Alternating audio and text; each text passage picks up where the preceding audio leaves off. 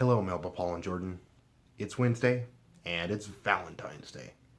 So today I'm going to talk to you about something that's always bugged me about this holiday, and that is Cupid. Now, the way we talk about and discuss Cupid today, the way we depict him, is sort of like a childlike creature. You know, kind of, it usually is seen as a baby with kind of like a curlicue of hair and carrying a very stylized bow and arrow, and Cupid goes around and shoots mortal men with his arrows and causes them to fall in love. This is partially accurate to the actual depiction of Cupid in Greek mythology, but his actions are the same. The way he looked is completely different. The way we think of Cupid now is actually probably more based on the idea of a cherub from Judeo-Christian, the Judeo-Christian Bible.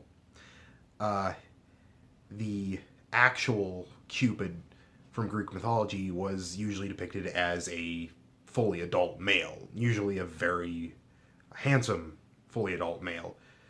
And as such, he did the same thing. He went around and he caused mortal men and mortal women, of course, to fall in love.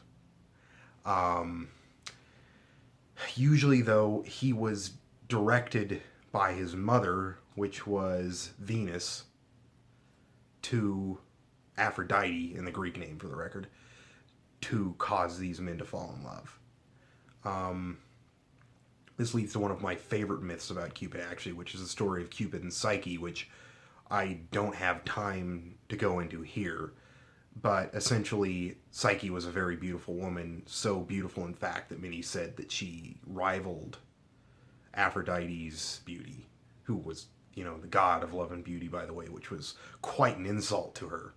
And because of this, Aphrodite commanded her son to embarrass Psyche by making her fall in love with a man, which I suppose is embarrassment. I don't know. I guess there's always something a little bit embarrassing in love, but in any case, when Cupid went down to follow his mother's wishes, he was so struck by her that he pricked himself with the arrow meant for her and thus fell in love with her.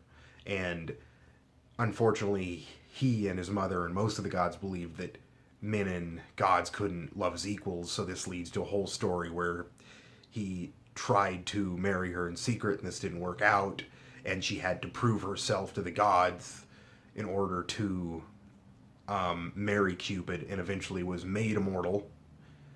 And her Psyche, whose name means soul in Greek for the record, and Cupid, who was in charge of making men fall in love, they had a daughter who was called Pleasure, and those were the three gods that were most known for complicating the lives of men.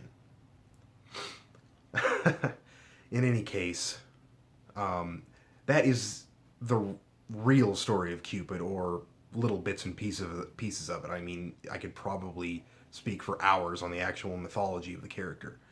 In any case, I'm just pointing out there's a discrepancy of the way we think of Cupid now and the way Cupid originated. And that's all I've got to say for this week. Happy Valentine's Day, everybody. I hope you have a good night with your wives and husbands, respectively. And until next week, be strange, but don't be a stranger.